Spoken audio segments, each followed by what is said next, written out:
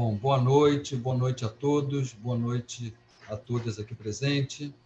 Eu sou Leonel Aguiar, professor do Departamento de Comunicação Social da PUC-Rio, coordenador também do curso de jornalismo do Departamento de Comunicação Social. É uma grande honra para nós, da PUC, termos a presença hoje aqui do diretor de mídia da CBF, Eduardo Zebini, que se encontra aqui hoje para fazer uma palestra a respeito da comunicação esportiva como plataformas de negócio online. O Eduardo tem uma longa experiência na área de jornalismo, na área de esporte, foi diretor de comunicação do canal Fox Sport entre 2011 e 2020, também foi diretor de esporte da Rede Record entre 1998 e o ano de 2009. Eduardo, muito obrigado pela sua presença, é uma honra para nós do departamento contar com a sua palestra hoje aqui, nessa nossa noite aqui, que vamos tratar do tema comunicação esportiva. O professor Alexandre Caralta também vai estar presente, ele está no outro evento, está chegando aqui daqui a pouco para comandar essa mesa e esse bate-papo aqui com a gente. Eu já posso adiantar para vocês que o professor Alexandre Caralta também é professor do Departamento de Comunicação, professor nessa área, de jornalismo esportivo, mas, além disso, ele é coordenador do portal de comunicação do Departamento de Comunicação e edita também a revista do Programa de Pós-Graduação em Comunicação do nosso Departamento também de Comunicação.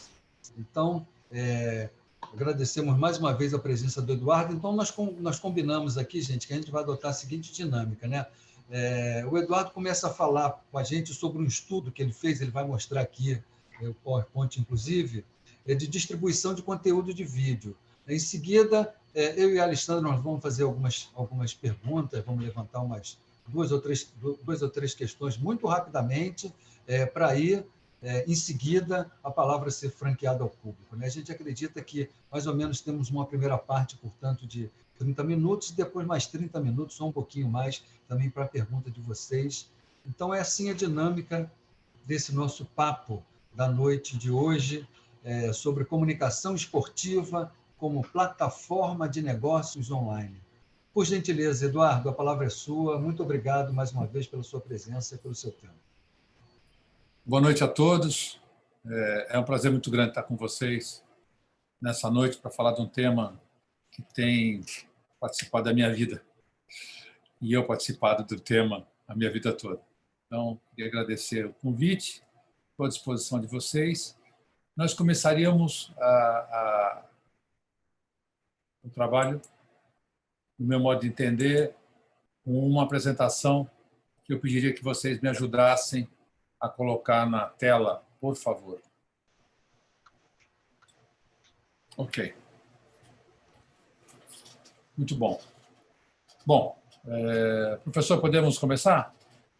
Sim, por gentileza, podemos começar, Eduardo. Então, muito obrigado. O momento de transformação e de mudança, está sendo anunciado desde que começou esta década. Se fala muito de distribuição e de maneiras diferenciadas de distribuição. Por conta disso, eu gostaria de ter uma fotografia e trabalhei para buscar uma foto relacionada com o momento em que as pessoas estão mudando as suas características e seus hábitos no consumo de conteúdos. Os conteúdos são diversos. Eu sou especializado em distribuição de conteúdos de esporte, mas eu percebo que, de maneira geral, as coisas se relacionam em conjunto. O esporte tem um diferencial. Ele trabalha bastante em cima daquilo que é a emoção, em cima do resultado e do dia em que isso está acontecendo. Então, o componente ao vivo dele tem mais importância. Eu vou pedir para a gente passar para a página seguinte.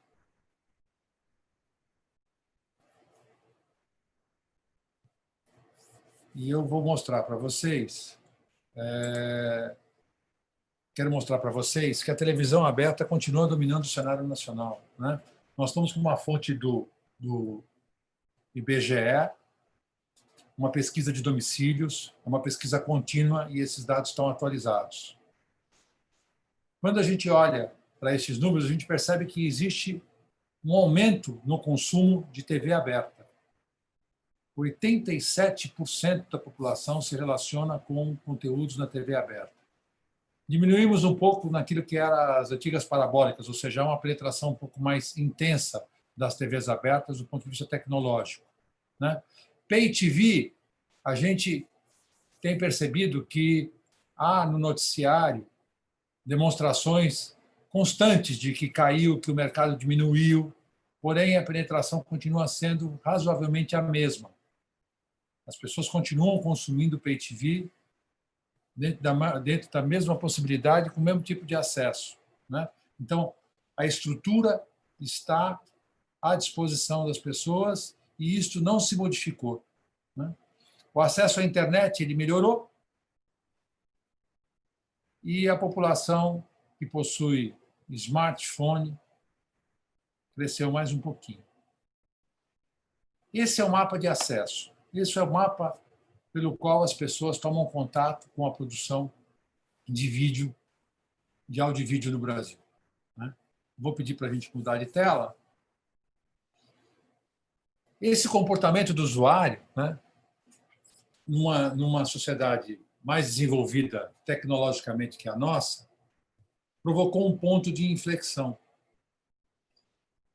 E a gente não sabe com que atraso, ou a gente não consegue precisar nesse momento, com que espaço de defasagem nós chegaremos nessa condição, mas esta curva mostra um posicionamento relacionado ao momento em que os posicionamentos de OTT, né, eles vão gerar um maior consumo de TV linear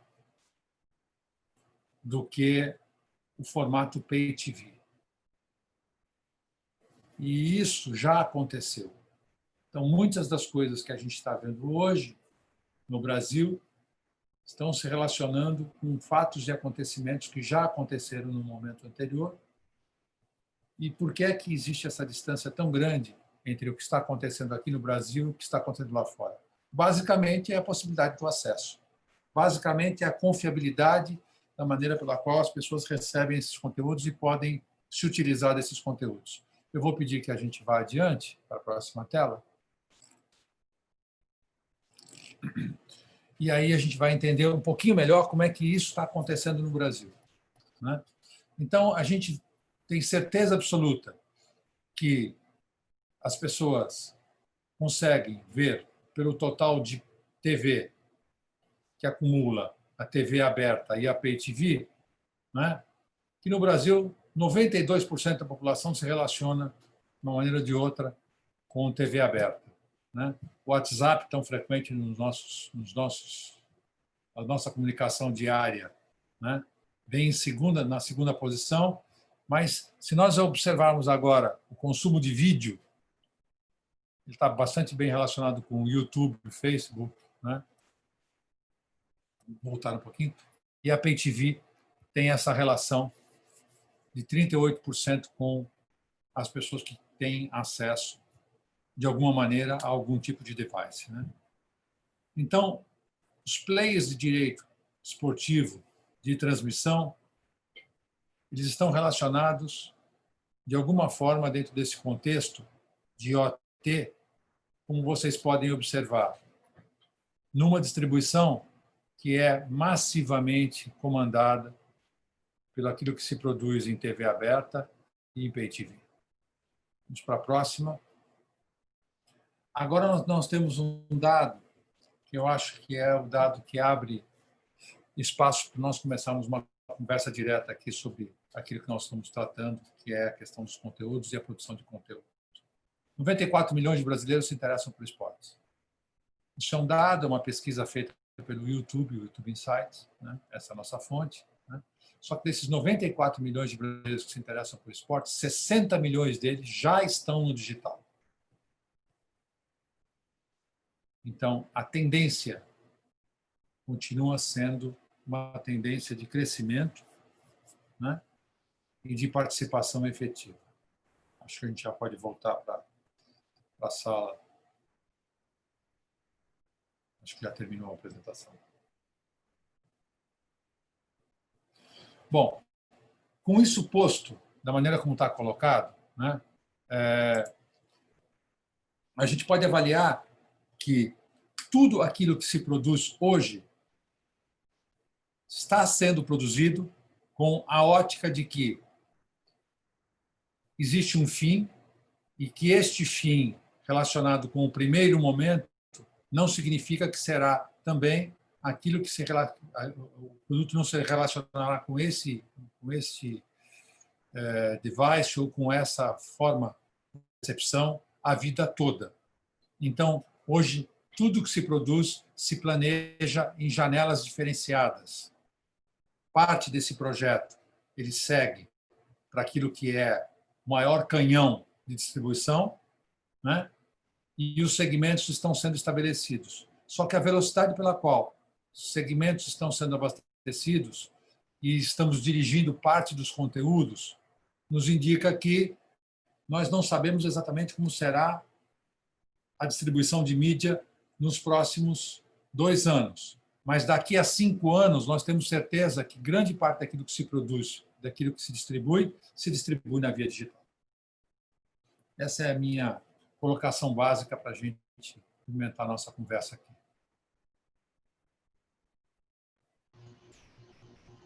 Obrigado, Eduardo.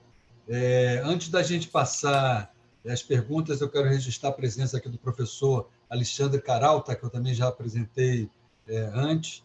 Então, nós começamos aqui, né, com esse estudo da distribuição de conteúdo de vídeo, que foi apresentado aqui pelo Eduardo Zerbini. E, assim, acho que a gente pode começar, Eduardo, por uma pergunta, talvez, assim, bem básica, né? Qual é o trabalho, a rotina produtiva, assim, de um diretor de mídia da CBF? Quais as diferenças em relação, por exemplo, que você vê no seu trabalho na direção de comunicação da Fox Sport, que você exerceu ali aproximadamente durante 10 anos, antes da gente entrar, propriamente dito, nesse seu estudo que você acabou apresentando? Creio que essa é uma curiosidade de várias pessoas que estão aqui te ouvindo, né? Assim.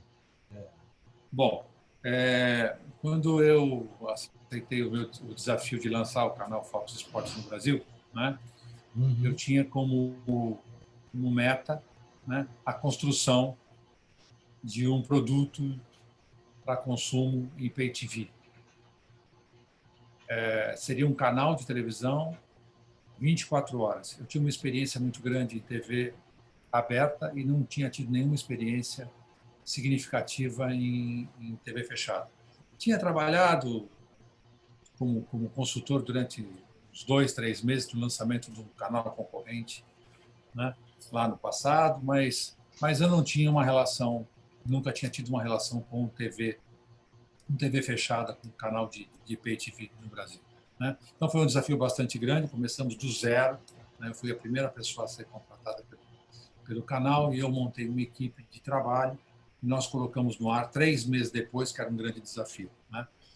E outros 3 meses nós já éramos o segundo colocado de audiência, nós já tínhamos uma representatividade bastante forte no mercado e com um conjunto de características, né? Eu fui contratado na época para desenvolver uma grade de programação que conversasse com os interesses do Brasil na área esportiva, que se consolidasse como um canal com a grandeza da marca Fox no mundo. A gente conseguiu desenvolver esse trabalho com uma equipe e com um apoio bastante grande da nossa matriz, né? Trouxemos para cá grandes conteúdos de importância no dia a dia das pessoas e pudemos também inovar com uma série de produtos esportivos, produtos estes que caíram no gosto das pessoas de maneira geral. Nosso desafio naquele momento era concorrer com quem estava há 20 anos nesse mercado, né? Naquele momento nós tínhamos 2, 3 concorrentes que estavam há 20 anos nesse mercado, né? E gerar interesse, buscar o interesse das pessoas naquilo que nós acreditávamos. Então, eu explico.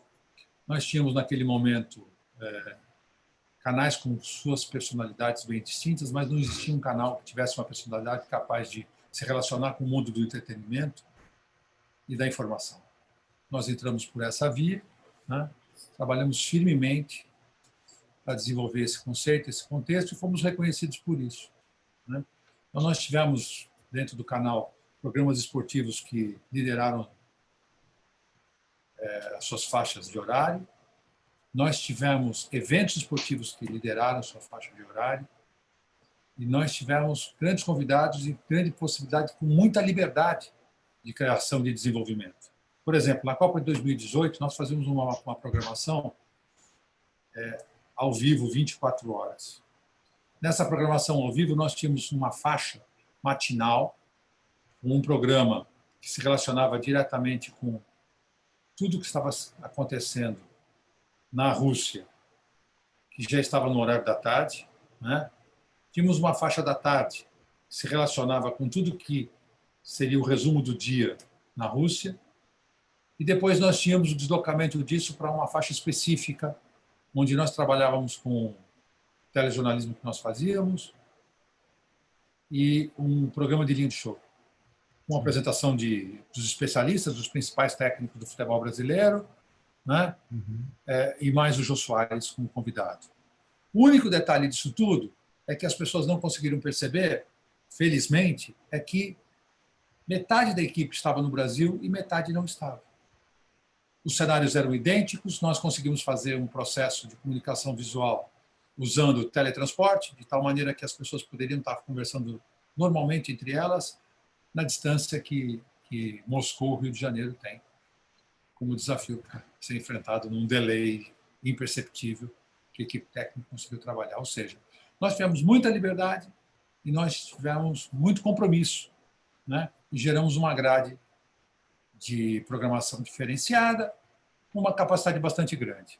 Aí vocês podem nos perguntar, mas por que é que isto não continuou? Né? Por que é que isto terminou? Por que é que isso não? Isso não terminou.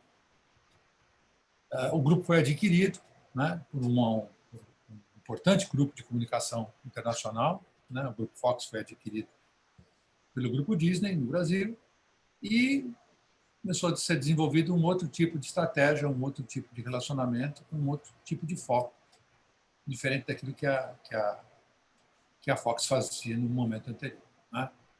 Então, diante disso, os desafios foram colocados dentro de uma outra linha, né? E já não tínhamos os mesmos objetivos comuns. E por isso, então, eu me desligo da Fox e aceito uma proposta para trabalhar na diretoria de mídia da CBF. Na diretoria de mídia da CBF, o meu trabalho principal é fazer com que os nossos produtos tenham a maior distribuição possível, dentro da melhor qualidade, com as melhores propostas comerciais que o mercado possa nos oferecer para fazer frente às necessidades que o futebol tem. É um pouco da história do dia a dia, do que foi a minha relação com o Fox. E o que nós estamos fazendo hoje é a diferença do que nós fazíamos. Na Fox, nós trabalhávamos diretamente com tudo que era programado, nós trabalhávamos com um grupo importante de pessoas criando conteúdo e se envolvendo o melhor que era possível em termos de reportagem, dentro das condições que nós tínhamos para trabalhar. Deixa eu dar um salto agora na pergunta, então, assim, para a gente pensar então, um pouco sobre o futuro, né? Para onde você acha que caminha a transmissão de jogos nos eventos esportivos, em particular relacionados à CBF com essa guinada aí do streaming? Olha, de maneira geral, o que vai acontecer é a CBF vai colocar um cardápio de possibilidades sempre à disposição de todas as emissoras, de todas as empresas de comunicação, como sempre fez, né? Eu prefiro, ao invés de tratar da questão da CBF em si, né, eu prefiro tratar dessas questões relacionadas com o contexto internacionalizado, né? E o que vai acontecer é o que está acontecendo, né? Players importantes vão aparecer, alguns vão conseguir se colocar dentro desse mercado, outros não vão conseguir se colocar nesse mercado, né? Mas é evidente que o fato de que você, no passado, para distribuir seus conteúdos, necessitava de uma rede de televisão aberta, né? O fato que a transformação tecnológica hoje permite que qualquer pessoa possa fazer qualquer tipo de transmissão ao vivo do seu telefone, isso gera uma distância, um distanciamento muito grande entre os dois momentos dos quais nós estamos falando. No primeiro momento, nós vamos lidar com década de 50, década de 60, as primeiras transmissões ao vivo na década de 60, né? O futebol depois sendo empacotado e sendo vendido e arrecadando direito a partir do final dos anos 70 para os anos 80, né? E depois ele se transformando em algo, em um produto habitual, né? Programado constantemente pela TV, e depois o aparecimento da TV a cabo. Vamos levar em consideração algumas questões de distribuição e também tentar entender um pouco o panorama da TV a cabo no Brasil. Diferentemente de vários países do mundo, inclusive diferente da Argentina, por exemplo, que é nosso vizinho aqui na América Latina, né? A Argentina tem 80% de distribuição da TV a cabo. No Brasil, a qualidade da transmissão aberta foi tão grande que os melhores produtos do cabo estavam na TV aberta. Então, nós temos um comportamento diferenciado em relação à TV aberta. As dificuldades tecnológicas que o país enfrentou para fazer uma distribuição por cabo eficaz e importante, né, acabam gerando, evidentemente, uma situação de manutenção daquilo que era a prática comum. Ou seja, continuamos a ter uma programação de TV aberta com muita qualidade e sem uma razão específica para gerar um custo extra para entregar algum tipo de programação, não fazendo sentido esse tipo de prática. Isso retarda muito. Nós vamos começar a ter TV a cabo no Brasil na década de 90. Né? Esse processo retardado fez com que o boom da TV a cabo no Brasil chegasse com o crescimento da série, da classe, o acesso da classe C e a classe D a um tipo de consumo diferenciado. Isso vem acontecer na década que nós estamos vivendo ainda, a partir de 2010. Só que rapidamente o Brasil entra numa crise econômica e aí isso se modifica. Né? Há um declínio, a sustentação desses pacotes fica muito cara. Né? Então, como é que hoje nós estamos lidando com isso? A partir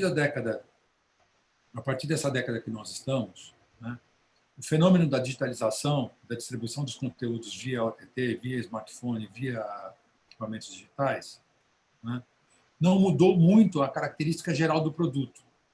O produto que é entregue é um produto relacionado exclusivamente com as transmissões, ou seja, são as mesmas transmissões que nós pegamos de sinais e de feeds que são produzidos para uma determinada situação, nós colocamos isso, empacotamos isso dentro dessa entrega. Gerado esse fator, nós vamos ao mercado oferecer isso de outra maneira. Por quê? E aí eu estou falando de esporte, exclusivamente. Porque o esporte tem dia e tem hora. O produto tem sua validade. Né? Ah, mas os highlights têm importância e geram importância. Sim, eles geram importância, eles ganham mais importância, né? Mas as pessoas continuam tendo esses produtos também dentro das mídias alternativas. TV aberta e Pay TV. Então, no decorrer desse processo, a facilidade que a digitalização trouxe tem sido comparado simplesmente à facilidade de você poder, aonde você estiver, consumir o produto que você desejar. Não precisando ficar à frente de uma TV, num ponto fixo, onde você recebia esse sinal no chatbox. Então, isto gera uma outra possibilidade, né, e um desejo de se relacionar dessa forma. Ao mesmo tempo que a quantidade de conteúdos oferecidos para as várias mídias, dentro dos vários tipos de ramificação do entretenimento, aumenta muito, né, na distribuição de vídeo. Então, as pessoas que acompanhavam programação linear, né, elas recebem essa programação, olham para essa programação ela ocupa um espaço dentro de um dia determinado e ela segue esta ordem, podendo desenvolver esse tipo de acompanhamento. E aí nós estamos falando que nós estamos usando o tempo linearmente, e dentro dessa linha de tempo, a gente vai colocando os produtos e vai se utilizando deles conforme o hábito. Porém, aparecem alguns players importantes, né, que começam a oferecer isto quando a pessoa quer, como a pessoa quiser. E aí aparecem, por exemplo, servidores de OTT, né, com uma quantidade enorme de filmes e de entretenimento. Inicialmente, eles começaram com os subprodutos, com os filmes de uma segunda janela, tal, e depois eles vieram produzindo conteúdos exclusivos deles, que geram mais valor agregado naquilo que eles têm para entregar. Muito bem. Neste movimento, o esporte começou também, com um valor agregado, a ser oferecido de uma forma diferenciada, mas como complemento da situação. Agora, 2 anos para cá, a gente vivenciou uma experiência diferente em relação a isso no Brasil. Um grupo internacional de importância compra uma competição de importância com clubes brasileiros. A DAZN fechou, um direito importante que era sul-americano. E você só poderia acompanhar. A última negociação da Champions League se relacionou diretamente com o Facebook. Então, fazendo com que você, para assistir uma determinada partida, você precisaria ter um acesso digital. No caso do Facebook, isso está liberado, você não precisa pagar nada. Agora, no caso da DAZN, essa outra empresa que chegou ao Brasil e se lançou aqui no Brasil, você precisava ser uma pessoa que estivesse lá pagando mensalmente para ter acesso a esse tipo de produto. Isso, de alguma maneira, começou a gerar processo de modificação, né? Outros canais que já existiam de forma linear, mesmo no Pay TV, também começaram a oferecer esse tipo de serviço. E hoje você tem um grupo de canais que oferece também essa possibilidade de você acompanhar. Então, me estendi aqui, tentando ser o mais didático possível, para poder falar um pouquinho sobre para onde o mundo se dirige, né? Ele vai se dirigir para onde nós tivemos maiores facilidades para poder consumir. Eu via com muita dificuldade você assistir um jogo de futebol num aparelho diminuto, né? Mas, a partir do momento que você consegue transferir para um Smart TV, você gera uma outra situação. E hoje, vocês sabem, cresceu muito a venda de televisores Smart TV. Cresceu muito. Isso tem uma relação direta com o consumo, né, de produtos digitais, que são transferidos via caixinhas ou pelos próprios aplicativos que já vêm embarcados. Então, aonde nós e como isso acontecerá, né? Acontecerá a partir do momento em que uma quantidade maior de players esteja disposto a participar desse sistema de distribuição. Vou passar a palavra agora para o professor Alexandre Caralta. Caralta, por gentileza, acho que você quer fazer algumas perguntas, né? Por favor.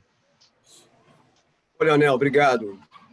Mais uma vez, boa noite. Muito obrigado, Eduardo, aí ter muito gentilmente cedido parte aí da sua agenda super intensa para compartilhar aí toda essa experiência, né? Tudo isso que ele estava contando com muita propriedade, porque, como diz aquele bordão do esporte, sabe por que esteve lá, né? E eu peço desculpas porque eu estava num outro compromisso, só pude me somar agora a essa riquíssima resenha aqui.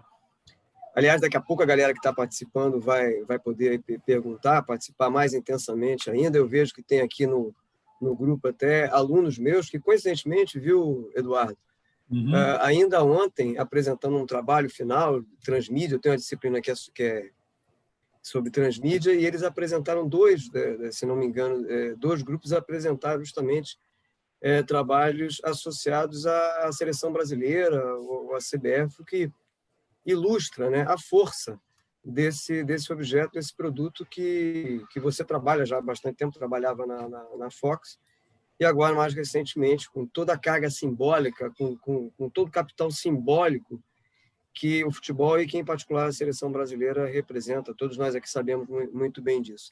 Eu queria te fazer uma provocação. Já entro fazendo uma provocação. Você falou que não, o produto é mais ou menos o mesmo, a transmissão, mas a gente tem hoje, claro, um cardápio de distribuição muito maior e a gente vai para onde tiver uma conveniência de consumo maior, né?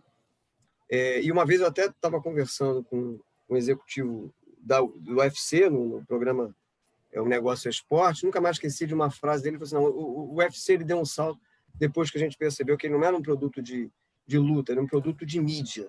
E aí ele foi desdobrado em vários conteúdos para vários meios e deu um salto. Eu acho que hoje a banda toca muito por aí. A provocação que eu te faço é a seguinte.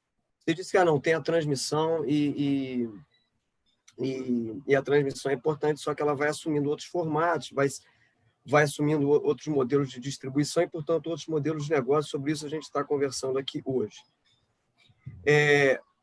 Mas você não acha, me corrija se eu estiver errado, por favor, você não acha também que toda a estrutura de marketing por trás do esporte como entretenimento, envolvendo a seleção, mas também envolvendo outros objetos, buscam um relacionamento de consumo além da transmissão, além do jogo, quer dizer, irrigar aquele relacionamento, além do match day, como a gente chama.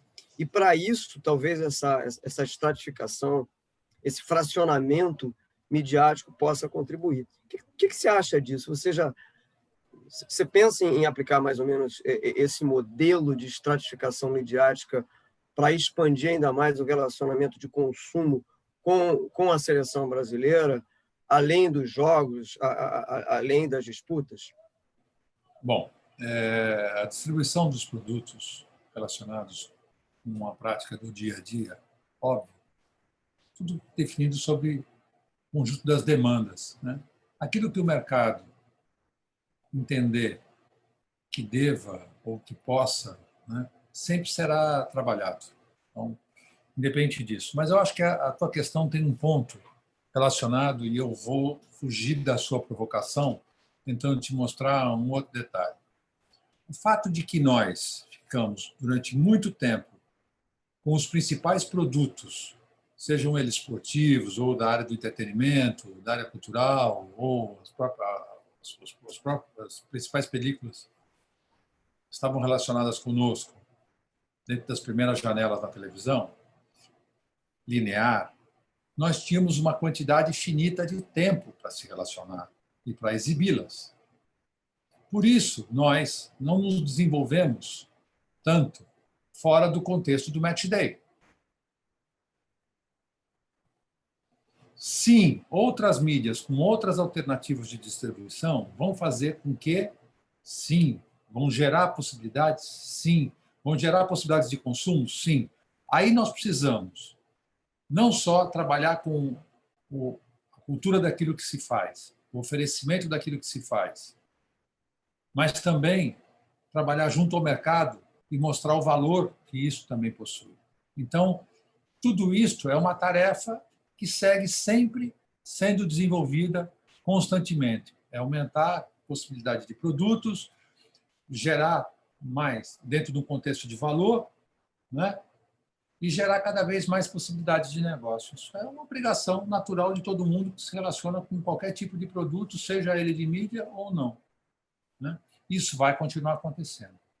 O fato é que, em algumas situações, né, quando a gente fala de apelo do marketing, apelo daquilo que seria a vontade dos patrocinadores, né, alguns embarcam em produtos muito mais por conta da distribuição na grade de programação do canal linear do que da ativação e da relação com o seu produto. Não estou falando de futebol, estou falando de outras características de outros tipos de esporte, né? Então, o próprio mercado vai gerar nichos relacionados para esse tipo de contexto, para esse tipo de distribuição, né? Nichos que já existem para cada um dos esportes. E cada vez mais esses produtos, esses conteúdos terão mais valor quando esses nichos estiverem alargados. Bem, obrigado, Edu. Eu queria, assim, aproveitando, se o Leonel me permite, a gente tem aqui um público formado, em maioria, por estudantes que pretendem, ou alguns até já trabalham, outros profissionais, colegas e tal, com a comunicação esportiva ou de alguma forma. Então, eu acho importante que você, se você puder, né, contar um pouquinho como é que toda essa tua experiência, essa tua visão, né, se aplica ali hoje, tem se aplicado para, digamos assim, amadurecer ou avançar a partitura midiática da CBF ou da seleção brasileira, como um produto que está em diversas vitrines, né? Então, vamos Como é lá. que vocês têm trabalhado isso lá? Então, vou te explicar. A CBF ela tem uma estrutura, falando da CBF, de distribuição de conteúdos pela TV CBF, pela CBF TV. Tá? A CBF TV tem uma quantidade grande de coberturas jornalísticas feitas, e isso é comandado pela área de comunicação da CBF, cujo diretor é o Douglas Lunardi. O Douglas comanda uma área em que a CBF TV, né, é um braço de comunicação da instituição CBF para a comunicação e para a informação de tudo aquilo que a CBF tem feito, como tem feito, e também aproveitando para falar, obviamente, das coisas importantes que o futebol brasileiro tem conquistado e tem trazido. Então, informar e aglutinar as pessoas cada vez mais próximo daquilo que é o trabalho que a CBF desenvolve. Então, esse é o papel da CBF TV. Na nossa parte, na área de mídia, distribuição de mídia, que é a minha diretoria, né, eu me relaciono com os parceiros, eu me relaciono com o mercado, eu procuro entender e uso muito para isso os meus relacionamentos e a maneira pela qual eu entendo que os produtos podem, tentando resolver as dificuldades de distribuição, que às vezes podem estar relacionadas com contextos técnicos operacionais ou até mesmo financeiros, para você poder fazer uma maior distribuição, dar mais um enfoque, dar mais força aos enfoques que você tem para lidar. O que nós não geramos nenhum tipo de situação relacionada com necessidade e nós também não mudamos o contexto daquilo que é feito e distribuído na CBF. A CBF tem contratos, esses contratos quando estão no momento de vencimento, nós então começamos a trabalhar para ajustar. Uma das características importantes que a gente desenvolveu aqui na CBF, né, há pouco tempo atrás, foi a conquista da distribuição internacional dos direitos esportivos. Hoje, em qualquer lugar do mundo, você pode acompanhar o Campeonato Brasileiro. Em todos os lugares tem televisão, tem emissoras, tem grupos, tem OTT. Não tem em todos os lugares, mas existe a possibilidade de que isso, nos próximos 2 anos, né, esteja consolidado dessa maneira. Então, isto é uma novidade em relação ao que nós estamos falando e ao que nós temos feito. De maneira geral, o que nós queremos, o que nós estamos adaptando, são as situações de acordo com aquilo que o mercado pode atender e que o mercado está interessado em fazer. Beleza. Bom, Léo. Obrigado, Eduardo. Acho que agora a gente já pode passar as perguntas para o público, já estamos chegando quase 10 para as 8, né? Então, boa noite a todos e a todas. Quem quiser fazer pergunta, pode ou abrir o microfone e fazer diretamente a pergunta ao Eduardo, que é o que a gente prefere, né? Ou então escrever aqui, que aí o Caralto, a gente lê, mas é melhor fazer pergunta diretamente.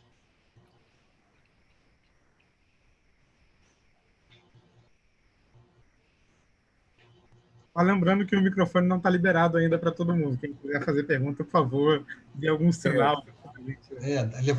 Faz o sinal com a mão aqui. Pode falar no chat também, que eu vejo. Isso, obrigado. É só para a gente tentar organizar. Tem sempre o recurso da mão, né, que vocês conhecem, Isso. levantada, e também a gente vai seguindo aqui uma ordem colocada no chat, só para a gente organizar, mas o espírito é esse mesmo, né, de um bate-papo aqui com o Eduardo Zebini, que a gente recebe hoje, né, temos aqui a honra de receber o Eduardo Zebini, que é diretor de mídia da CBF, conversando sobre essa reconfiguração midiática, novas formas de distribuição, novos modelos de negócio. Beleza. João, você fez o sinal positivo? Quer aproveitar e abrir as perguntas? Qual foi o João? Porque tem vários aqui, eu não vi. Não, João Pedro que fez. João Pedro Fará. João Pedro Fará e o João Vitor também. Acho que... Não, João Vitor não. Foi aqui para o meu, desculpa. Acho que o João Pedro não, porque eu estou pedindo para ele ativar o som e ele não ativou. Oi, tá me ouvindo? Agora estão ouvindo? Agora sim. Sim. Opa, boa noite a todos. Boa noite, Zebini, tudo bem? Boa noite. Então, minha pergunta é mais relacionada ao momento que a gente está vivendo. Como você acredita e enxerga esse período de pandemia em relação à questão do trabalho remoto, né? Porque você disse que na Copa de 2018 a Fox teve vários jornalistas que estavam aqui no Brasil, não estavam propriamente na Rússia, e houve essa questão da configuração audiovisual.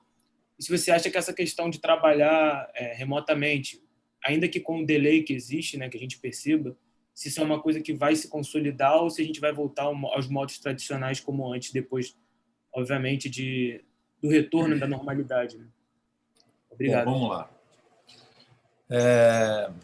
Agora eu preciso te contar algumas coisas que são importantes. Talvez eu me detenha um pouco aqui, me alongue um pouquinho, mas é importante. Existiu na TV aberta um chamado conceito de qualidade, que mais tarde, por uma empresa usar isso bastante bem, e gastar muito, e investir muito no conceito, né? Esse conceito acabou parecendo sinônimo daquilo que era o trabalho que eles faziam. E eles continuam fazendo isso, usando, conhecendo, e a partir daí desenvolvendo processos, utilizando cada vez melhor conceitos e produtos e situações desenvolvidas, às vezes, fora do contexto deles. Então, eu estou me referindo à Rede Globo, né, que tem um padrão de qualidade excepcional para a TV aberta no mundo. Né? Agora, esse padrão de qualidade e essa situação de fazer bem e olhar objetivamente como entregar e como embalar isso dentro de um contexto, dentro de uma linha de qualidade, né, obviamente, gerou no país uma necessidade bastante grande de todos, a todo instante, se preocupar com essa questão estética. A notícia, a informação, né, ela, para ser veiculada, ela funcionava na década de 70, na década de 80, né, dentro de um contexto do rádio. A agilidade que existia era aquela trafegada, de alguma maneira, entre a distância que o VT demorava para sair do lugar onde estava e chegar nos grandes centros, na estação de TV. A edição rápida daquele tipo de situação e a notícia para o ar. Perdia para o rádio disparado, porque o rádio precisava só de uma pessoa que estivesse no meio do caminho. Né? E fazia uma radiotransmissão com um radiotransmissor. Né? Já que, não sei se vocês sabem, telefone celular é algo que apareceu na década de 90 no Brasil. Tá certo? Antes não existia telefone celular. Não existia alô, mamãe. Ok? Tudo bem. Então, a partir do que nós estamos conversando aqui, o que é que nós vamos enfrentar na década de 90? Facilidades que o telefonia celular traz, mas nós estamos num conflito com o padrão de qualidade daquilo que a gente tem que executar. Então, nós damos importância ao formato, à estética e esquecemos o quê? e esquecemos do conteúdo. E nós passamos a desenvolver nos veículos de televisão, nós passamos a discutir e não noticiar. Começam a aparecer os sites de informação. A internet começa a surgir na década de 90. E isso gera, obrigatoriamente, né, a possibilidade de você ter outras possibilidades de veículos de comunicação. Nós tínhamos, então, a televisão, tínhamos os jornais, tínhamos as rádios. E nós passamos a ter os sites de informação. E nós começamos a desenvolver uma cultura contra o contexto desse padrão de formato. Né? E isso vem sendo trabalhado. Desde que eu entrei na Fox, e nós conseguimos colocar no ar o vídeo do telefone celular, eu brigava cotidianamente, e acho que, se vocês encontrarem ou tiverem algum amigo repórter, que foi repórter na Fox nesse período, vocês iam ver o Zebini ensandecido. Por que as pessoas não colocavam e não falavam durante o dia sobre o que elas estavam fazendo na produção das notícias, para onde elas estavam indo e o que elas estavam fazendo? Então, era noticiário, sim, o fato de um repórter dizer: estou indo em tal lugar, daqui a pouco eu trago mais informações a respeito disso, espero que lá a gente vai tratar desse tema, desse tema, desse tema. Era a reportagem nua que começava desde o primeiro momento do dia e ia acompanhando no desfecho todos os fatos e acontecimentos que você teria ali. Mas as pessoas, obviamente, aquilo dá trabalho, aquilo era um negócio complicado, aqui eu ponho a minha cara, eu tiro o meu foco, é melhor eu ir diretamente para lá, aí eu não tenho o que falar, porque o que eu tenho já disse, no outro momento não é. Há uma resistência natural, normal. E eu vi isso, eu vivi isso, convivi com isso. Não, mas por que é uma coisa a mais? Isso não tem cabimento, nós trabalhamos não sei o quê, isso é feito. Escutei várias pessoas falando isso. Algumas deixaram de conviver conosco por causa disso, porque elas não tinham facilidade de lidar com esse contexto e a gente tinha a possibilidade de fazer tudo diferente. Quando chega a pandemia, o que acontece? Eu ainda trabalhei, durante a pandemia, eu trabalhei um mês ainda na Fox. O que acontece? Tudo aquilo que nós falávamos a respeito das possibilidades virou, na prática, por exigência do contexto da saúde, virou, na prática, algo que tem que ser feito, deve ser feito. E a prioridade é a notícia. Embora, hoje em dia, a gente já vê as pessoas muito acomodadas com esse sistema tecnológico, trabalhando das suas casas, né, com os mesmos vícios de não correr atrás da informação, né, que o momento anterior, por conta de questão tecnológica, não lhe permitia. Pô, mas eu não tenho a notícia, por quê? Porque não me permitiram abrir a câmera. Sai fora falando que não estão permitindo que você abra a câmera e que você está falando ao vivo. Gerando fato, gerando situação. Então, o microlink, os uplinks, os sistemas de telefonia foram só melhorando essa condição. Né? Então, hoje nós temos... Então, a pandemia ela trouxe uma série de práticas que já existiam no varejo para o atacado, né? Gerando ótimas possibilidades de trabalho. Agora, o fato é que o bom jornalismo ele vai existir independente da condição tecnológica que você tenha. O fato de você procurar as fontes, ter faro para a notícia, buscar aquilo que realmente importa dentro do noticiário, isso é a base fundamental daquilo que é a profissão. E tem gente que prefere o lado estético, discute a questão estética, ao invés de discutir a importância da fonte, ao invés de discutir aonde está a notícia, a dificuldade que eu tenho de levar a notícia adiante. Então, existem aí veículos e veículos profissionais e profissionais, e aí a gente vai se dividindo no mundo. Né? Muito bem, eu agradeço bastante esse reforço, né? Porque esse também, essas palavras do Zebini, né? São palavras que reforçam a importância, a diferença que faz e tem que continuar fazendo o apreço, o compromisso, mais do que o apreço, com a notícia, com a boa história, a história que está além da casca. E tem uma máxima antiga, né, Zebini, que continua valendo. Claro que a gente está vivendo esses tempos atípicos de pandemia, mas não me entendo não, mas assim, tem que gastar sola de sapato, né? Tem que gastar sola de sapato. Então, eu queria agradecer as observações do Zebini e passar aqui para a pergunta do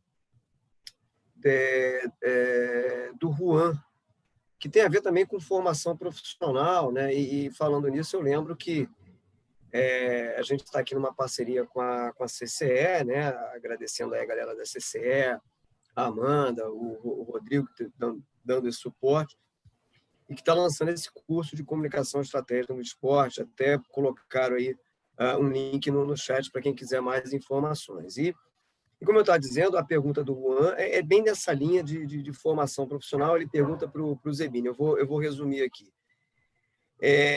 Nos dias de hoje, né, a gente tem esse contexto de várias plataformas digitais, contexto hipermediático, um volume maior de tráfego de dados, uma facilidade maior de tráfego de dados, né? Em que isso afeta, em que isso pode ser positivo para o mercado de trabalho, especialmente quem está começando ou está construindo uma formação profissional nessa área? É a pergunta do Juan, Edu. Bom, vamos lá. As facilidades aumentam, as dificuldades também. A facilidade de você poder, de alguma maneira, chegar mais facilmente, colocar e buscar um áudio, colher, um vídeo, colher, aumenta. A concorrência também aumenta, porque essas facilidades são colocadas para a maioria das pessoas. Então, segunda questão. A outra questão importante é o seguinte, que se você utiliza as ferramentas, você tem que usá-las e aprender a usá-las bem. Da mesma maneira como qualquer aparelho, como qualquer coisa que esteja à sua disposição. Qualquer técnica que você desenvolve, você tem que fazer e buscar fazer melhor. Eu não falo de qualidade em si, mas para você se utilizar das condições de uma forma mais clara, mais objetiva, mais focada, você tem que saber lidar com isso, porque você vai promover uma edição melhor. Você vai lidar com conceitos de comunicação melhor definidos. E a linguagem faz parte desse processo, porque ela te liga no processo de comunicação ao teu desejo de sair de uma situação que você pretende comunicar para um fato que você entende que fecha o circuito da comunicação. É a linguagem que te leva a esse movimento, né? Então, a linguagem estabelecida, no domínio da técnica, é de mais importante. Tem uma outra consideração que eu acho que é importante para lidar com isso, que é o seguinte. Quando você tem essa quantidade de recursos que você pode se utilizar, às vezes as pessoas se confundem e esquecem do simples e tiram foco daquilo que é o seu trabalho. Que, no fundo, é ter a melhor informação sobre algo, gerar uma boa história a partir de fatos que são concretos, explicando ou uma situação particular ou uma situação generalista que atende o conceito da população de maneira geral, uma prestação de serviço. Então, tecnologia sempre vai existir, a capacidade de melhorá-la sempre vai existir, né? E quando você utiliza e você se coloca dentro disso, se você fizer da melhor maneira possível, você vai fazer com que isso funcione à tua disposição, não contra você. Maravilha. Eduardo, seguindo ainda nessa linha de tecnologia, o João Vitor pergunta aqui no chat. Boa noite, Eduardo. Minha pergunta vai mais nessa linha do streaming, né, da tendência do streaming, enfim. Ele pergunta, a CBF ainda tem a maioria dos seus jogos transmitida pelas grandes empresas de mídia, principalmente pela Globo. Porém, recentemente, vimos que alguns jogos das eliminatórias não foram transmitidos devido a questões contratuais. Você vê a CBF TV como um possível futuro canal de transmissão próprio dos jogos da seleção? E ele manda um abraço. Outro para ele, uma boa noite. na verdade, eu não vejo dessa maneira, né? Hoje o canal ele está relacionado exclusivamente, a CBF TV está relacionada exclusivamente com a distribuição dos conteúdos, né, focados. Então, eu não vejo isso. A dificuldade que ele se refere são jogos cujos direitos pertencem ao time visitante, né? No caso, mas isso já faz parte de um pacote de venda e já tem um tipo de distribuição diferente do que a gente está acostumado. Uma seleção, pelo que a gente tem de informação, transmitiu o último jogo numa plataforma de pay-per-view, né? De duas distribuidoras de sinal, de programadora de canal, né? Então, nós vimos isso. Nós vimos também que no jogo anterior, né, a TV Brasil transmitiu a partida de futebol. Então, a TV CBF, ou a CBF TV, como a gente trata aqui no dia a dia, ela não tem este objetivo. Ela pode fazer em algumas situações, mas ela não tem esse objetivo. Tá? Ela faz parte de um pacote mídia, mas não especificamente para esse objetivo, pelo menos não por agora. Eu vou aproveitar só esse gancho, Eduardo, para saber a tua opinião sobre a medida provisória, que até causou alguma polêmica, né, no mercado, entre profissionais da área, executivos e tal. Eu queria saber a tua opinião sobre a medida provisória que mudou, né, aquele modelo, né, de negociação das transmissões, transferindo exclusivamente para o mandante esse direito de arena, ou seja, o direito de negociar ali a transmissão. O que você achou desse processo e da medida em si? Você acha que esse é o caminho ou não? Olha, o que eu acho em relação a esse tipo de situação, pessoalmente, né, é que eu acho que os clubes têm direito, né? Eu acho que a medida provisória atende um anseio de vários clubes de futebol do Brasil, né, e ela é legítima em função desse tipo de situação. Uma discussão importante na sociedade de como isso se coloca, o prazo com que as coisas deveriam ser estabelecidas, a maneira pela qual as coisas seguiram no momento seguinte, depois do fato dela não ter conseguido entrar em vigor definitivamente, né? Acho que teríamos aí que ter um conjunto de outras conversas e estabelecer alguns pactos em relação ao que existia como modelo de negócio, né? E aonde o negócio estava baseado, como o negócio se desenvolveu e para onde ele iria no momento seguinte, né? O fato é que existia condições legítimas para que o momento e a exploração desses direitos se colocassem dentro do conjunto de consideração, e isso aconteceu dentro da sociedade. Acho que é normal. Isso é um movimento que não tem a CBF o tempo todo olhou para isso de uma maneira muito simples, ela se manifestou em relação a isso, né? E, pessoalmente, eu concordo pela maneira com a qual ela se relacionou. É uma situação que depende daquilo que nós imaginamos ou deixamos de imaginar, é uma situação da sociedade em se definir ou querer esse movimento, ou querer dessa maneira, ou querer de outra forma. Muito bem. Eu passo a bola aqui para o Miguel, e ele vai continuar naquela tecla, Zebini. O pessoal está em cima do streaming aqui. Ele fala o seguinte, ainda sobre o que o João Vitor falou, você, Eduardo, não acha interessante usar a CBF TV como um espaço de transmissão para competições de menor apelo organizadas pela Confederação? Veja, a Confederação tem uma base de distribuição. Boa noite, obrigado pela pergunta. A Confederação tem uma base de distribuição praticamente completa. Você pode acompanhar qualquer tipo de transmissão, qualquer tipo de competição que a CBF hoje organiza, ela está transmitindo com vários parceiros de mídia. Então, por exemplo, vou dar um exemplo. O Campeonato Feminino que termina domingo agora. Estou convidando vocês a assistirem a final do Campeonato Feminino.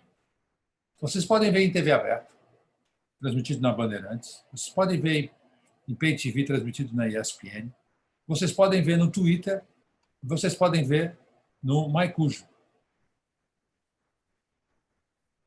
A Série D tem todos os seus jogos transmitidos pelo Maicujo e alguns em TV aberta pela TV Brasil.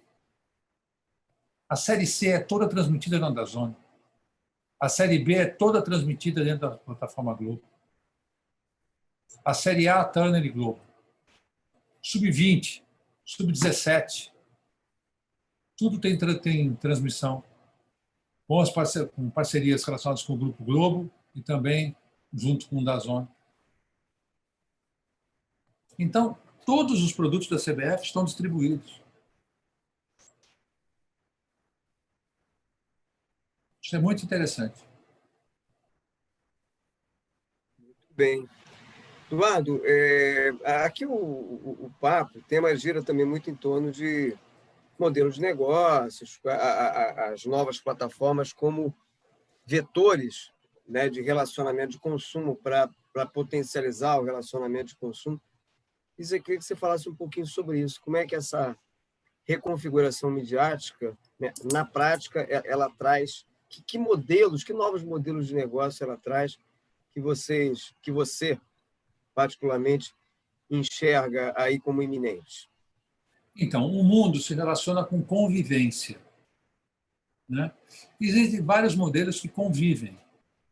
A gente, às vezes, não se dá conta, mas o futebol brasileiro hoje, por exemplo, a Série A do Campeonato Brasileiro, cujos times são detentores dos direitos, eles fizeram a distribuição desses direitos e você pode ver aí 2, 3 tipos de distribuição completamente diferentes. Você tem um canal de Pay TV do Grupo Globo, canais do Grupo Globo, canais do Grupo Turner para Pay TV. Você tem a possibilidade de pay-per-view. Em alguns casos, você tem a possibilidade de quem não negociou absolutamente nada. Então, você tem aí uma gama grande de situação, de possibilidades na situação, entendeu? Então, o fato é o seguinte: quanto mais grupos interessados, mais possibilidade que você tem de convivência desses grupos, e cada um explorando da maneira como entende que deva, ou de como esse produto é importante para eles e fazendo seus aportes, seus investimentos a partir disso. Isso já existe no país, já funciona, já é completamente diferente do cenário de hoje, um cenário que eu convivi quando eu estava na Record, que era Record contra Globo, Globo contra Record.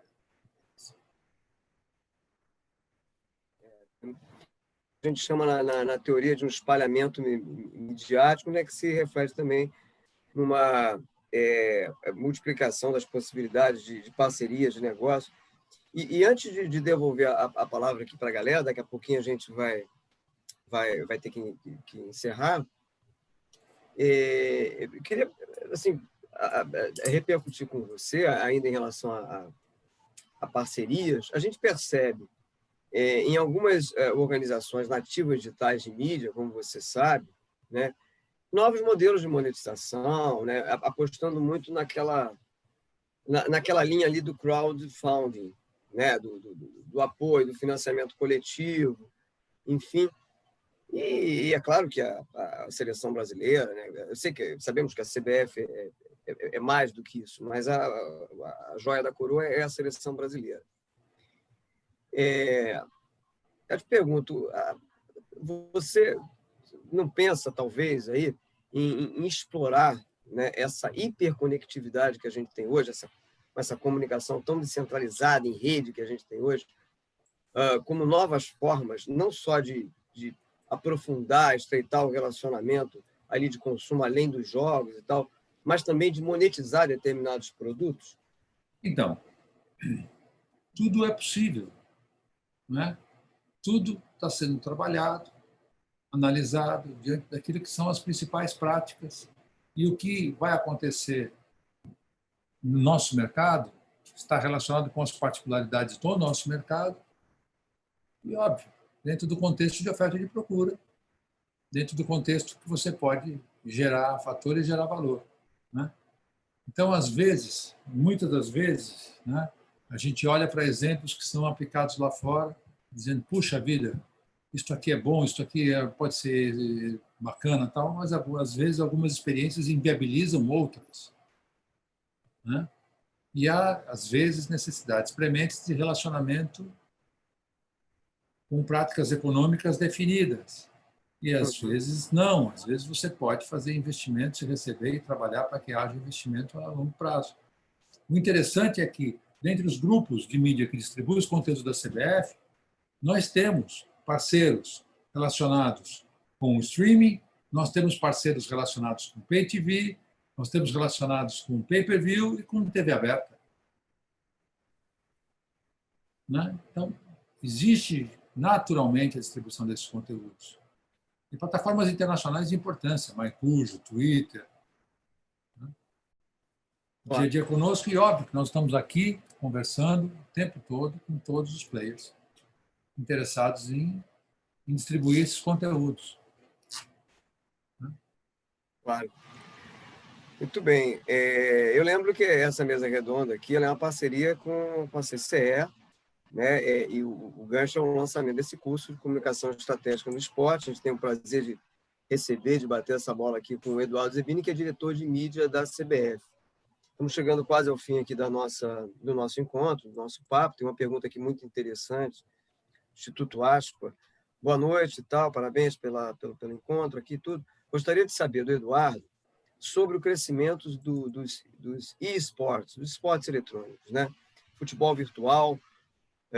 Hoje, com a Covid, fugiu aqui. Hoje, com a Covid, uma realidade, e os clubes já se profissionalizando. Como é que a CBF vê esse nicho? Não, a CBF organiza campeonatos.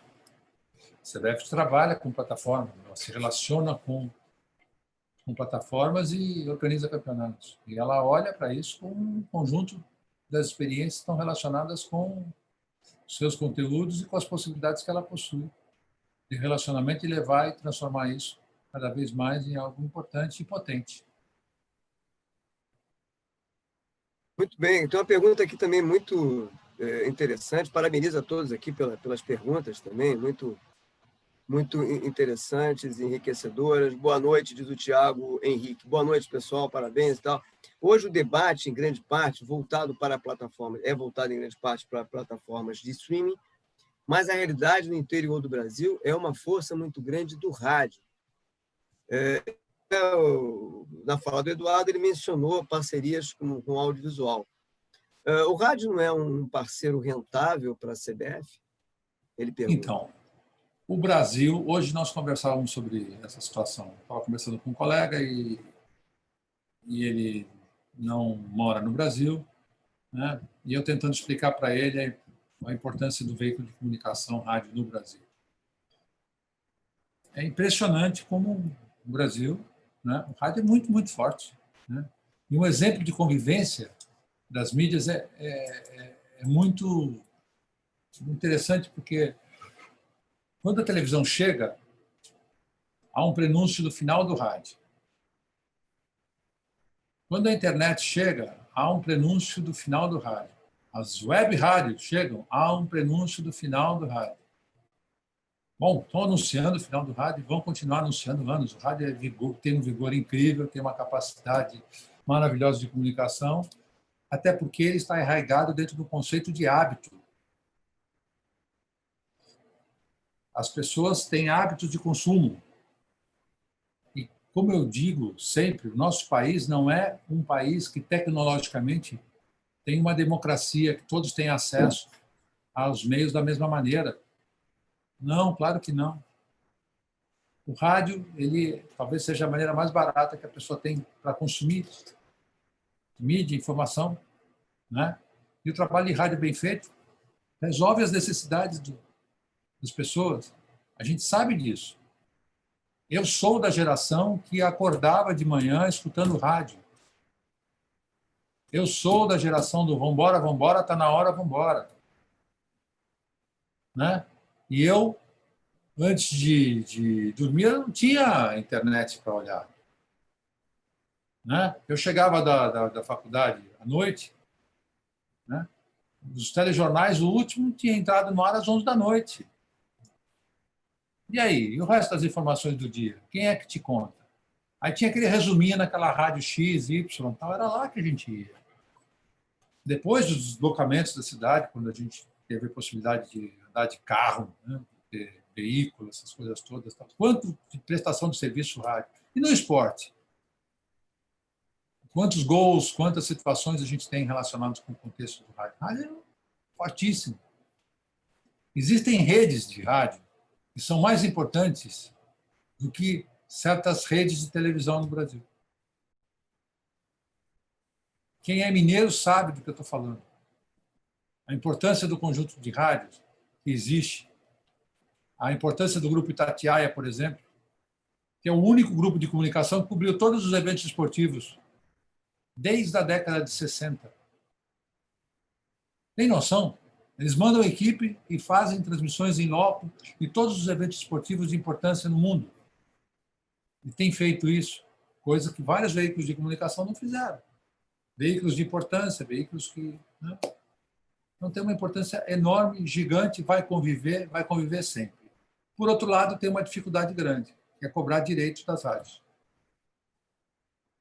Eduardo, essa é uma questão antiga. Primeiro que eu reforço, reitero aí, né?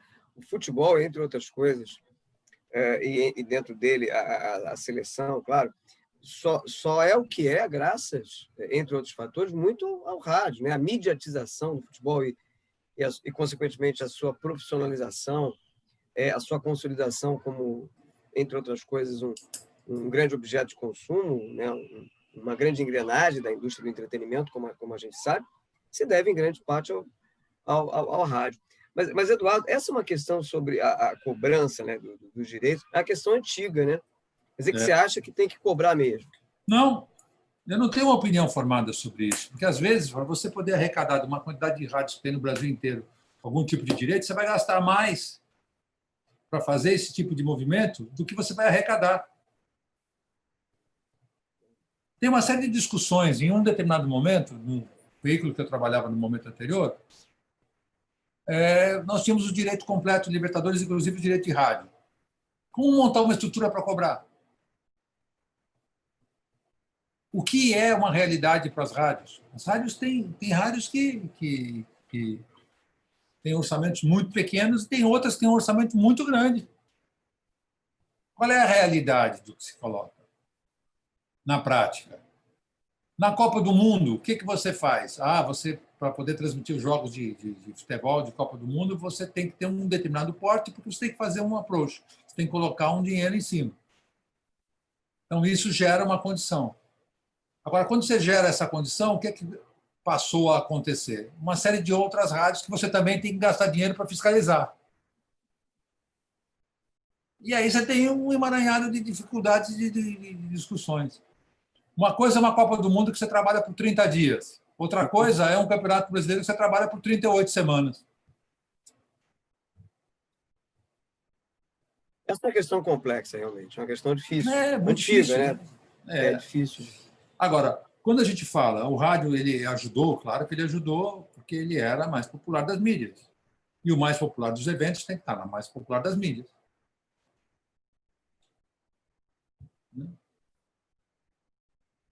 Eduardo, a gente está chegando aqui ao fim do nosso encontro. Eu agradeço muitíssimo, né, pela tua generosidade em ter cedido, né, parte da tua agenda. A gente sabe que é muito intensa, né? Queria te agradecer muito em nome da PUC, né, até em nome, em particular, até da CCE, com quem a gente tem essa parceria, em nome do Departamento de Comunicação também, em particular. E pedir aí para você, por fim, agradecer também a galera aí que participou, as perguntas, como eu disse, muito interessantes, muito ricas. Claro que daria margem aqui para a gente continuar, mas eu vou ter que encerrar, até porque esse foi o combinado com o Eduardo e com vocês também. A gente iria até mais ou menos alguma coisa em torno de 8h30.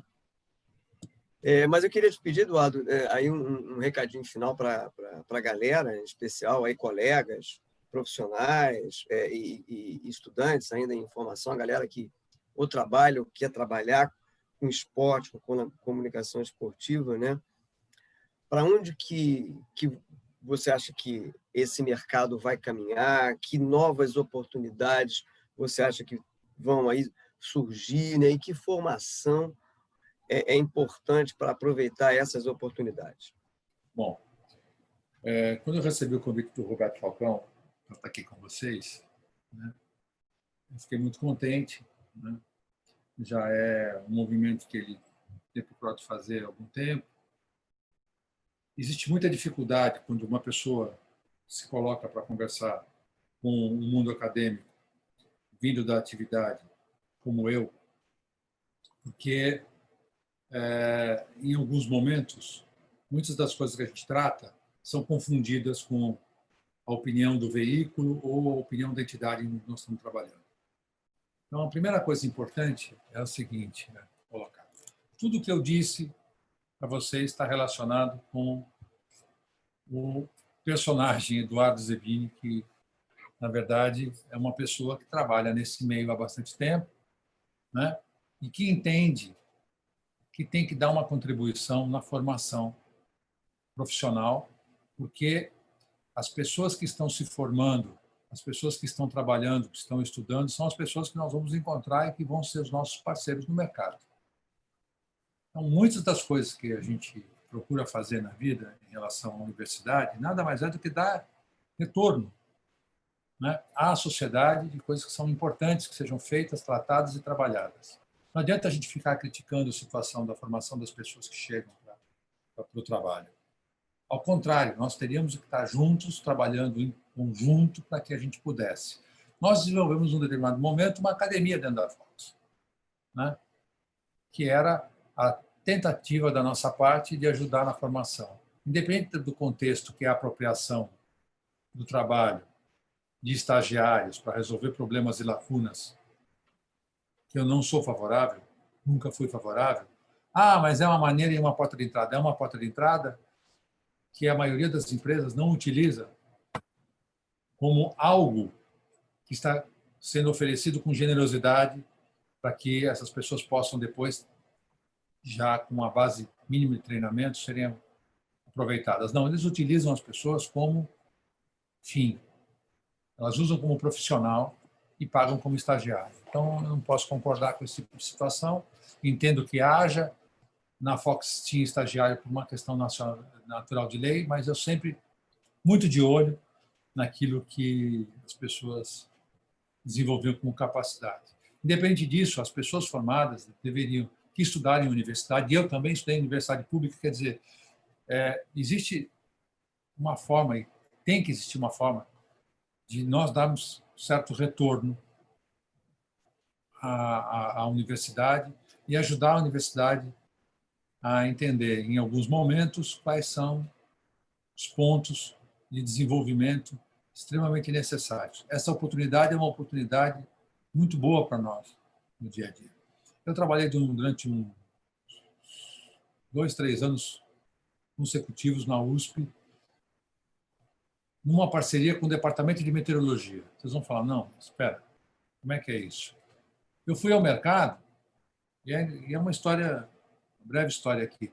Eu fui ao mercado porque eu dirigi um produto jornalístico que precisava ter a previsão do tempo como qualquer outro. E eu não encontrava um profissional para fazer isso. Então, eu fui na universidade e fiz uma parceria com a universidade. Eu treino quem vocês me indicarem, quem estiver interessado em desenvolver esse tipo de coisa, e a melhor pessoa, se sair dentro de um quadro de avaliação que eu posso dividir com vocês, a gente aproveita na grade de programação e essa pessoa vai ser o responsável, então, por esse tipo de tarefa, que é o de comunicar com base científica. E eu vou trazer um conjunto de técnicas para que a pessoa possa fazer isso dentro de noticiários. Bom, eu acabei trabalhando com um professor da universidade naquela época tal, e ele trabalhou dentro do jornal do Boris, na Record, durante bastante tempo. Só que ele me cobrou. Disse, da mesma maneira como você fez comigo, eu gostaria de abrir uma cadeira para que você pudesse, então, trabalhar no dia a dia e ensinar quais são as técnicas básicas, como é que funciona o movimento e tal. Isso foi bom, a gente teve lá uma formação de 4, 5 pessoas. Ele perdeu algumas 2 pessoas, dois alunos na época, do curso de jornalismo. Os caras foram fazer jornalismo entendendo que iam se realizar dentro de um outro contexto, e é até uma coisa engraçada. Mas muitas das pessoas que depois vieram trabalhar no meio passaram por ali, e eu tive a satisfação de lidar e retornar para a faculdade, retornar para a universidade, parte daquilo que tinha desenvolvido como técnica e como trabalho. Da nossa parte, eu continuo entendendo que o jornalismo ele é uma prática diária e que nós não temos que nos preocupar com uma postura jornalística. Nós temos aqui praticar o jornalismo. E praticá-lo significa colocar adiante os principais interesses de quem quer se relacionar com os conteúdos que fazem parte das necessidades do dia a dia das pessoas. Então, é uma postura, é uma maneira de lidar, habilitado para utilizar todas as ferramentas dentro de um contexto ético de prestação de serviço para a sociedade. Essa é a tarefa. Se você se enquadra dentro desse processo e você quer fazer isso dessa forma, você vai se dar super bem. Obviamente, se você estiver amparado com uma carga bibliográfica contínua, constante e sempre preocupado em aprender o máximo possível e olhar para exemplos que as pessoas têm, né? Sem se preocupar exclusivamente em copiar modelos. Vai ser assim que você vai ter uma formação incrível, né? Segundo Samuel Weiner, você conhece um jornalista pela maneira pela qual ele se sentaria à frente de uma máquina de escrever, né? A teoria dele é a mesma do motorista de táxi, do motorista profissional. Sentando o motorista profissional, né? Você vai saber se ele vai ser um bom motorista da maneira pela qual ele ajeita o retrovisor. Eu não acredito nisso. Eu acredito no trabalho. Eu acredito no dia a dia. Eu acredito no posicionamento. Eu acredito na minha manifestação daquilo que é o meu interesse em relação ao que eu pretendo fazer. Eu não acredito na vaidade pessoal, eu não acredito naquilo que eu quero ser, eu acredito naquilo que eu posso fazer dentro daquilo que, com as ferramentas que eu tenho, né, dentro daquilo que eu estou predisposto a contribuir. E são as contribuições que te transformam. Eu sou muito grato à profissão em vários aspectos, mas as pessoas que olham para a minha carreira vão me observar hoje dentro de um contexto que pode ser até tido como um ponto bom da carreira, né, de desenvolvimento e tudo mais, mas as pessoas têm que imaginar como é que isso começou lá atrás, como é que eram as práticas, o que é que nós nos sujeitamos para poder aprender e, em algum momento, receber a confiança de alguém para organizar esse tipo de técnicas em prol de produtos determinados, depois a canais de televisão e agora nesse mundo da mídia. Então, bom trabalho, meus amigos. Contem sempre. Estaremos à disposição sempre quando vocês precisarem. Muito bem. Salve de palmas aqui para o Eduardo Zebini. Muito bem. E com esse reforço aí da vocação do papel transformador, né, da comunicação, a gente encerra aqui essa mesa redonda, essa resenha muito rica. Agradeço a todos aí pela participação, e em especial, em nome da PUC, em nome da CCE, ao Eduardo Zebini, diretor de mídia da CBF. Grande abraço. Obrigado, Edu. Imagina, prazer grande. Um abraço para vocês. Prazer grande.